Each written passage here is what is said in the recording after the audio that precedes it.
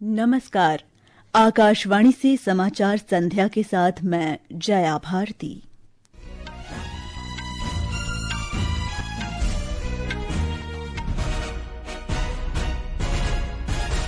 प्रधानमंत्री नरेंद्र मोदी ने नई दिल्ली में भारतीय जनता पार्टी के नए पदाधिकारियों से बातचीत की, संगठन को मजबूत करने और जनता से गहरे जुड़ाव पर बल दिया। गृह मंत्री अमित शाह के पश्चिम बंगाल में सिलीगुड़ी में वरिष्ठ गोरखा नेताओं के साथ उच्च स्तरीय बैठक के बाद केंद्र ने गोरखा मुद्दे से समाधान के लिए उच्च स्तरीय समिति की घोषणा की। विदेश मंत्री सुब्रमण्यम जयशंकर ने कहा, भारत बांग्लादेश के संबंध आपसी हितों पर आधारित होने चाहिए। भाजपा प्रधानमंत्री नरेंद्र मोदी के जन्मदिन के उपलक्ष्य में जनसेवा के प्रति उनकी प्रतिबद्धता को उजागर करने के लिए 1 महीने तक चलने वाले राष्ट्रव्यापी सेवा संकल्प अभियान का आयोजन करेगी।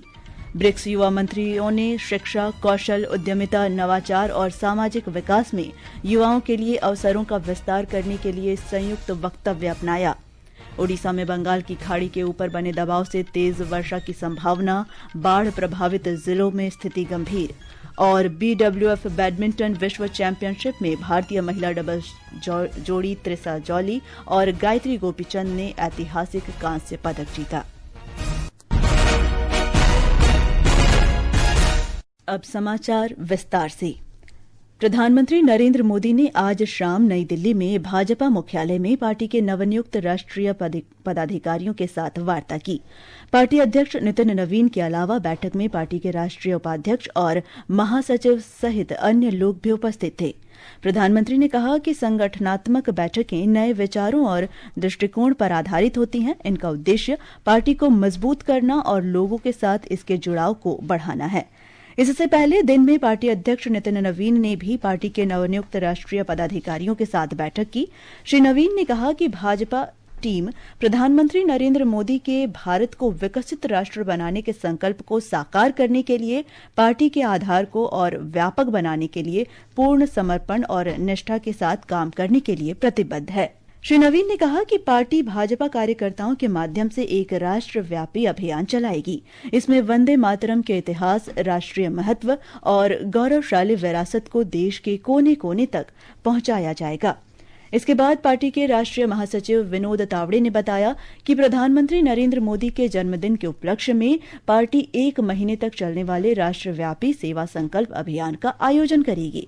इसका उद्देश्य जनसेवा के प्रति श्री मोदी की प्रतिबद्धता को उजागर करना है। श्री तावड़े ने कहा कि इस अभियान के अंतर्गत पार्टी कार्यकर्ता देश भर के 14 लाख से अधिक आंगनवाड़ी केंद्रों में आंगनवाड़ी कार्यकर्ताओं को सम्मानित करने के लिए कार्यक्रम आयोजित करेंगे। ऐसे आंगनवाड़ी सम्मान एवं मातृ संवाद कार्यक्रम का आयोजन किया जाएगा और देश भर की सभी 14 लाख से ज्यादा जो आंगनवाड़ी है वहां तक पार्टी का कार्यकर्ता पहुंचेगा और जिस सेवा भाव से काम करने वाली वहां हमारी माता बहन है उनका सम्मान स्वाभाविकता किया जाए। श्री तावड़े ने ब्लॉक स्तर पर 15 दिन के सेवा सेतु अभियान की भी घोषणा की। सेवा सेतु अभियान के तहत 15 दिन के लिए ब्लॉक लेवल पर हर योजना के संबंधित डिपार्टमेंट के आवश्यक कागजात को लेकर वहाँ लोग उपस्थित रहे। तो आप वहाँ आइए, फॉर्म भरिए, आपका नाम आयुष्मान में ऐड हो जाएगा। ऐसे सरकार के अलग अलग भिन्न भिन्न जो योजनाएं हैं जिसका लाभ सभी लोगों तक पहुँचना है, तो उनको ये मौका होगा कि उनके ब्लॉक स्तर पर सेवा सेतु अभियान का एक अपना अलग कार्यक्रम उस दरमियान होगा। उसमें वो इस मौके का लाभ लेते हुए अपने आप को इस योजना में जोड़ सकते हैं। गृह मंत्री अमित शाह ने आज एक बैठक कर देश की पूर्वी सीमाओं पर सुरक्षा व्यवस्था की समीक्षा की। इनमें सिलीगुड़ी कॉरिडोर, चिकन नेक की सुरक्षा मजबूत करने पर विशेष ध्यान दिया गया। एक रिपोर्ट। श्री शाह ने पश्चिम बंगाल के दौरे के तीसरे और अंतिम दिन सिलीगुड़ी के पास सुकना में राज्य सरकार और केंद्रीय सुरक्षा बलों के वरिष्ठ अधिकारियों के साथ बैठक की। इसमें सीमा सुरक्षा बल और सशस्त्र सीमा बल के वरिष्ठ अधिकारी भी शामिल हुए। बैठक में सीमा निगरानी मजबूत करने, केंद्रीय सुरक्षा बलों, खुफिया एजेंसियों तथा राज्य पुलिस और प्रशासन के बीच बेहतर समन्वय पर बल दिया गया। प्रस्तावित त्रिकोणीय सुरक्षा ग्रिड की रूपरेखा तैयार करने पर भी चर्चा हुई। गृह मंत्री अमित शाह ने सुकना में वरिष्ठ गोरखा नेताओं के साथ भी बैठक की। दार्जिलिंग के लोकसभा सांसद राजू बिस्ता ने कहा कि बैठक बेहद सफल रही और सभी गोरखा नेताओं ने अपने मुद्दे रखे। बैठक के बाद गृह मंत्री ने घोषणा की कि मुद्दों के समाधान के लिए वार्ताकार पंकज सिंह की अध्यक्षता में एक उच्च स्तरीय समिति का गठन किया जाएगा। समाचार कक्ष से मैं सरफिरोजी। विदेश मंत्री सुब्रमण्यम जयशंकर ने कहा है कि भारत बांग्लादेश संबंध आपसी सम्मान पर आधारित होने चाहिए। नई दिल्ली में एक कार्यक्रम में उन्होंने कहा कि किसी भी रिश्ते को सफल होने के लिए आपसी हितों की कसौटी पर खरा उतरना आवश्यक है। भारत बांग्लादेश के साथ हितों की समानता और पारस्परिक सहयोग पर आधारित सकारात्मक, रचनात्मक और प्रगतिशील संबंध चाहता है। विदेश मंत्री ने पाकिस्तान को विश्व का एक अनूठा देश बताया, क्योंकि कोई अन्य राष्ट्र अपने पड़ोसी पर हमला करने और दबाव डालने के लिए आतंकवाद का इतने व्यवस्थित और निरंतर तरीके से उपयोग नहीं करता है। ये समाचार आकाशवाणी से प्रसारित किए जा रहे हैं। समाचार संध्या में आपका फिर स्वागत है। आंध्र प्रदेश के विशाखापट्टनम में आज ब्रिक्स युवा मंत्रियों की बैठक ब्रिक्स युवा मंत्रियों के संयुक्त वक्तव्य को अपनाने के साथ संपन्न हुई।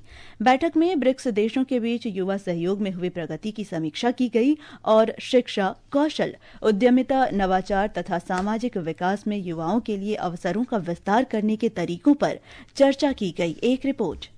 संयुक्त वक्तव्य में शिक्षा, प्रशिक्षण और कौशल, युवा उद्यमिता, विज्ञान और प्रौद्योगिकी, स्वास्थ्य और खेल, पर्यावरण और सतत विकास, सामाजिक और सांस्कृतिक भागीदारी, स्वयं सेवा, गरीबी उन्मूलन, अंतर धार्मिक संवाद और युवा समावेशन सहित प्रमुख क्षेत्रों की पहचान की गई। बैठक की अध्यक्षता करते हुए युवा कार्यक्रम और खेल मंत्री डॉक्टर मनसुख मांडविया ने कहा कि युवाओं को भविष्य को आकार देने में भागीदार होना चाहिए। बैठक में निर्णय लेने की प्रक्रिया में युवाओं की भागीदारी के लिए अनुकूल वातावरण बनाने, युवा नेतृत्व वाली पहलों को मजबूत करने, नवाचार और उद्यमिता को बढ़ावा देने और सीमा पार युवा आदान प्रदान को विस्तारित करने पर चर्चा हुई। विजयवाड़ा से अल्लू मुरली की रिपोर्ट के साथ समाचार कक्ष से वैष्णवी। गोवा के मुख्यमंत्री प्रमोद सावंत ने युवाओं से 2047 तक विकसित भारत के निर्माण में महत्वपूर्ण भूमिका निभाने का आह्वान किया है। आंध्र प्रदेश के विजयवाड़ा में भारतीय जनता युवा मोर्चा द्वारा आयोजित विकसित भारत एट 2047 युवा राजनीतिक नेताओं के संवाद में डॉक्टर सावंत ने कहा कि युवा राजनीतिक नेताओं को पद पाने की लालसा के बजाय लोगों की समस्याओं के समाधान के लिए काम करना चाहिए। उन्होंने उनसे नीति निर्माता, जमीनी स्तर के आयोजक, प्रौद्योगिकी उपयोगकर्ता और सामाजिक उद्यमी के रूप में विकसित होने का आग्रह किया। डॉक्टर सावंत ने आंध्र प्रदेश के मुख्यमंत्री एन चंद्रबाबू नायडू के नेतृत्व में प्रौद्योगिकी, नवाचार, निवेश, बुनियादी ढांचे और रोजगार के क्षेत्र में की जा रही विकास पहलों की भी सराहना की। रक्षा मंत्री राजनाथ सिंह ने स्वास्थ्य सेवाओं को आधुनिक तकनीक के साथ एकीकृत करने पर बल दिया है। नोएडा में एक लैब का उद्घाटन करने के बाद उन्होंने कहा कि जिस तरह शहरों की संख्या बढ़ रही है, उसी के अनुरूप देश में स्वास्थ्य सुविधाओं का भी विस्तार होना चाहिए। श्री सिंह ने कहा कि पिछले 12 वर्षों में देश में चिकित्सा सुविधाओं का तेजी से विस्तार हुआ है। उन्होंने कहा कि आर्टिफिशियल इंटेलिजेंस, आधुनिक मेडिकल इमेजिंग, डीएनए जांच, जीनोमिक्स, डिजिटल पैथोलॉजी और डेटा आधारित स्वास्थ्य सेवाएं बीमारियों की जांच और उपचार के तरीकों को तेजी से बदल रही है। उन्होंने बताया कि सरकार सशस्त्र बल चिकित्सा सेवाओं में भी नई तकनीक को शामिल कर रही है।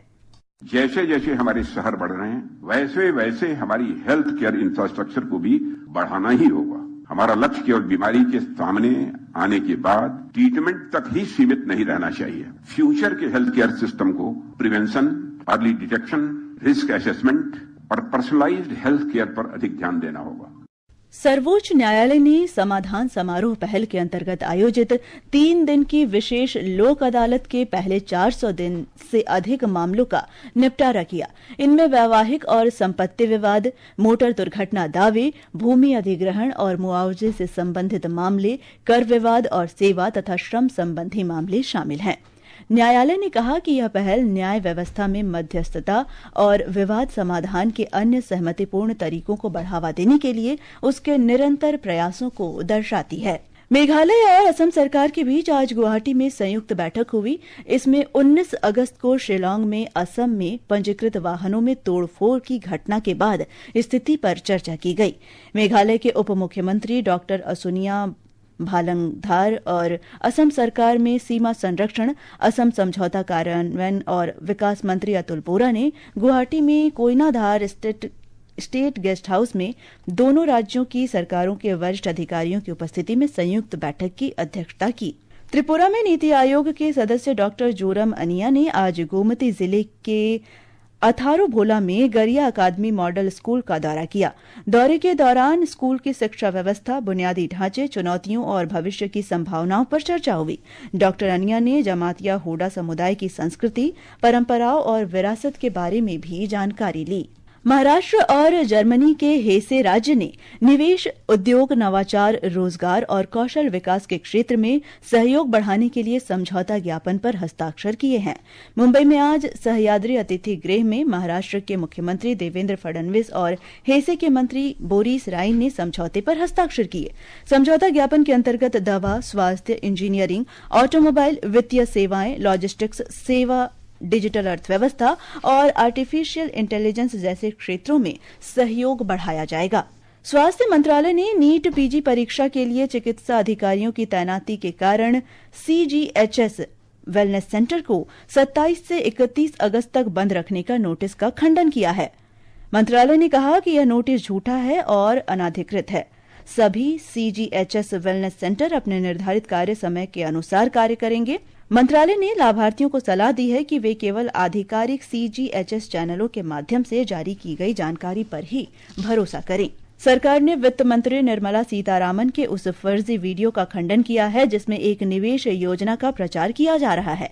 इस वीडियो में 22,000 रुपए के शुरुआती निवेश पर हर सप्ताह 5.5 लाख रुपए की सुनिश्चित आय देने का दावा किया जा रहा है। पत्र सूचना कार्यालय की तथ्य जांच इकाई ने कहा कि यह वीडियो फर्जी है और AI से तैयार किया गया है। इकाई ने स्पष्ट किया कि वित्त मंत्री ने ऐसी किसी निवेश योजना या प्लेटफॉर्म का समर्थन नहीं किया है।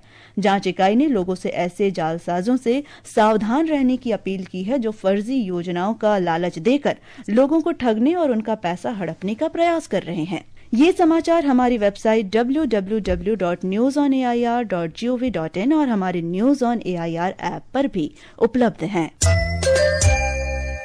ये आकाशवाणी है। मौसम विभाग ने अगले कुछ दिनों में ओडिशा में बारिश की संभावना व्यक्त की है। इससे बाढ़ प्रभावित इलाकों में चिंता बढ़ गई है। हमारे संवाददाता ने बताया कि कई इलाकों में अब भी बाढ़ का पानी भरा हुआ है। उड़ीसा में एक बार फिर बारिश होने की संभावना है क्योंकि बंगाल की खाड़ी में बने नए मौसम से बारिश बढ़ने की उम्मीद है। IMD भुवनेश्वर ने कई जिलों में हल्के से मध्यम बारिश या गरज के साथ छींटे पड़ने का अनुमान लगाया है और ये बारिश का दौर आने वाले हफ्ते तक जारी रहने की संभावना है। आज केओंझर, मयूरभंज, कलाहांडी और नवरंगपुर के लिए भारी बारिश की येलो वार्निंग जारी की गई है, जबकि 24 और 25 तारीख को केओंझर और मयूरभंज के लिए ऑरेंज वार्निंग का अनुमान है। प्रकाश दास, आकाशवाणी समाचार, भुवनेश्वर। BWF विश्व बैडमिंटन चैंपियनशिप के महिला डबल्स सेमीफाइनल में भारत की त्रिसा जॉली और गायत्री गोपीचंद को चीन की लिू शेंगशु और टैन निंग से हार का सामना करना पड़ा। हालांकि भारतीय जोड़ी ने प्रतियोगिता में कांस्य पदक सुनिश्चित कर लिया है। और FIH हॉकी पुरुष विश्व कप में भारत का मुकाबला मेजबान नीदरलैंड्स से जारी है। ताजा समाचार मिलने तक नीदरलैंड्स ने 1-0 की बढ़त बना ली है।